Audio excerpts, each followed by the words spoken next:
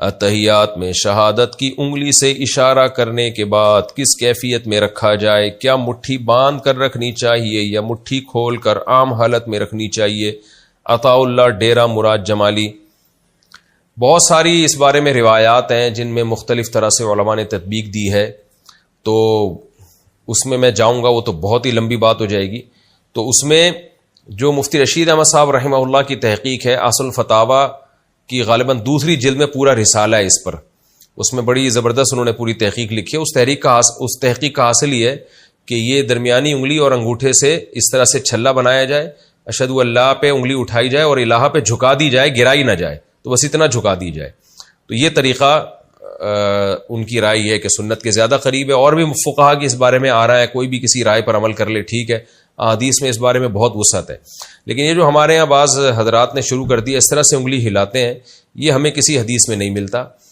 جس طرح جو حدیث پیش کی جاتی ہے اس کا جو ترجمہ کیا جاتا ہے وہ ترجمہ اس کا بنتا نہیں ہے، اور یہ اجماع امت کے بھی خلاف ہے۔ ہمیں نہیں ملتا کہیں اسلاف میں کوئی ایک بھی اس کا قائل تھا کہ اس طرح سے نماز میں انگلی ہلائی جائے، تو اس سے نماز میں توجہ بھی بڑھتی ہے۔ ہاں مالکیہ کے نزدیک اس طرح سے ہے نفی کی طرح کہ نفی کرتے کہ انگلی ہلانا، یہ تو ہمیں ملتا ہے۔ لیکن یہ والا جو ہے نا، جس طرح سے ہمارے ہاں عام طور پر اہل حدیث حضرات ہلا رہے ہوتے ہیں، میں نے تو بہت اس بارے میں تحقیق کی ہے، مجھے کسی حدیث میں اس کا تذکرہ ملا نہیں ہے۔ ایک روایت ہے، اس کو مجھے ایسا لگتا ہے کہ وہ اس کا مفہوم جو سمجھ رہے ہیں نا اہل حدیث علماء، وہ مفہوم بنتا نہیں ہے۔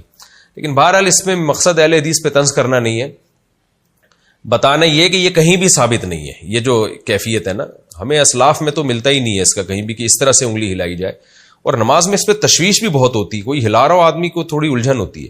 لیکن بہرحال یہ چھوٹے چھوٹے مسائل ہیں، ان پہ لڑنا طنز کرنا ٹھیک نہیں ہے۔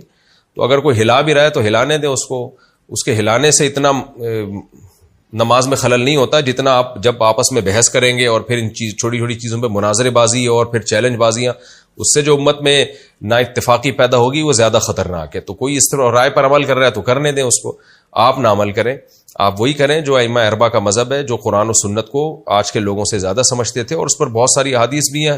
وقت ملا تو انشاءاللہ میں اس پر پورے ریفرنس کے ساتھ احادیث کوٹ کروں گا اور پوری ڈیٹیل کے ساتھ انشاءاللہ میں اس کا مسئلہ بیان کروں گا۔ ابھی تو فی الحال یہ کہ کسی نے دلائل دیکھنے ہو تو مفتی رشید احمد صاحب رحمہ اللہ کا بڑا زبردست رسالہ ہے اصل الفتاوی میں، وہ دیکھ سکتے ہیں۔ اس میں جو ان کی تحقیق ہے وہ یہ کہ چھلا بنا کے نا انگلی اٹھائی جائے اور پھر اللہ پہ گرا دی جائے، جھکا دی جائے، گرائی نہ جائے، بس ایسے رکھی جائے۔ یہ بھی ایک رائے ہے۔ باقی کوئی کسی اور طریقے سے عمل کرتا ہے تو وہ بھی ٹھیک ہے، اور کوئی انگلی نہیں اٹھاتا بیٹھا ہی رہتا ہے ایسے تو بھی ٹھیک ہے۔ یہ کوئی اتنے بڑے مسائل نہیں ہیں جن میں کوئی بہت زیادہ وقت کو اپنا ضائع کیا جائے یا اس کو ایشو بنایا جائے۔